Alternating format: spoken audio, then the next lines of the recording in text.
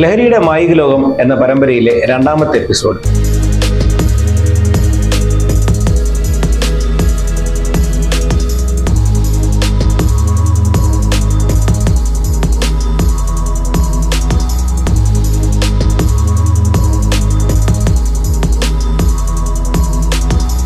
Opium അഥവാ കറുപ്പ് വ്യാപാരത്തിൽ നിന്ന് വിപത്തിലേക്ക്.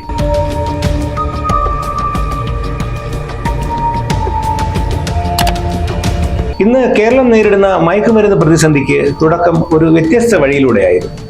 അന്ന് അതൊരു കുറ്റമായിരുന്നില്ല, പക്ഷേ ഒരു നിയന്ത്രിത വ്യാപാരമായിരുന്നു. കേരളത്തിൽ 16-17 നൂറ്റാണ്ടുകളിൽ പ്രബലമായിരുന്ന തലശ്ശേരി, കൊച്ചി തുറമുഖങ്ങളിൽ കറുപ്പ് വ്യാപാരത്തിനായി സംഭരണ കേന്ദ്രങ്ങൾ നിലനിന്നിരുന്നതായി വിവിധ ഗവേഷണ പ്രബന്ധങ്ങളും ചരിത്ര പുസ്തകങ്ങളിലും ചൂണ്ടിക്കാണിക്കപ്പെടുന്നു. നാഷണൽ ആർക്കൈവ്സിൽ സൂക്ഷിച്ചിട്ടുള്ള 1871 സർക്കാർ രേഖകളിൽ ബംഗാളിൽ നിന്നും കറുപ്പ് മലബാറിലെ തുറമുഖങ്ങളിലെത്തിക്കുക, ഇത് ചൈനയിലേക്ക് കയറ്റുമതി ചെയ്തതായും രേഖകളുണ്ട്. സംസ്ഥാന പുരാവസ്തു വകുപ്പിൽ സൂക്ഷിച്ചിട്ടുള്ള 1860കളിലെ തലശ്ശേരി ജില്ലാ രേഖകളിൽ തലശ്ശേരി തുറമുഖം ബോംബെ ചൈനയുമായി കറുപ്പ് വ്യാപാരത്തിൽ ഏർപ്പെട്ടിരുന്നതായും പരാമർശമുണ്ട്. 1729 മാർത്താണ്ഡവർമ്മ രാജാവ് അധികാരത്തിലെത്തി തിരുവിതാംകൂറിനെ ഒരു ശക്തമായ രാജ്യമായി തീർക്കാൻ തുടക്കം കുറിച്ചു. വ്യാപാരത്തെ ശക്തിപ്പെടുത്തുമ്പോൾ ഒപ്പം മറ്റൊരു സാധ്യതയും എത്തിയിരുന്നു: ഓപ്പിയം.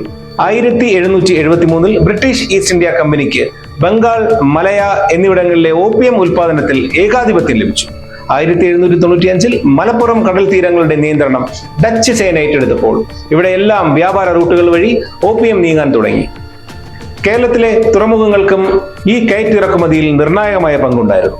തിരുവിതാംകൂർ ഓപ്പിയം ഉത്പാദിപ്പിച്ചിട്ടില്ലെങ്കിലും ഉപഭോഗത്തിനും വ്യാപാരത്തിനുമായി അംഗീകരിച്ചിരുന്നു എന്നത് ചരിത്ര സത്യമാണ്.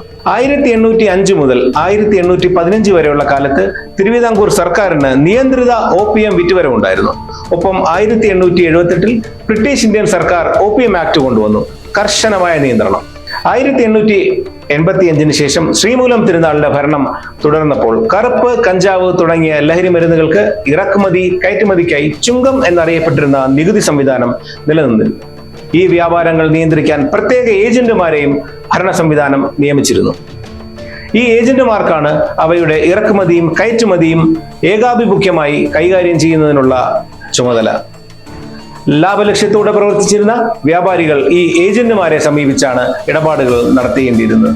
കറുപ്പും കഞ്ചാവും ആ കാലഘട്ടത്തിൽ ലഹരി വസ്തുക്കൾ എന്ന നിലയിൽ മാത്രമല്ല, ആയുർവേദം മരുന്ന് ഉൽപാദനത്തിനുള്ള അസംസ്കൃത വസ്തുവായും പാരമ്പര്യ വൈദ്യന്മാർ യാതൊരു നിയന്ത്രണവും നിയമപരിധിയും ഇല്ലാതെ ഉപയോഗിച്ചു വന്നിരുന്നു.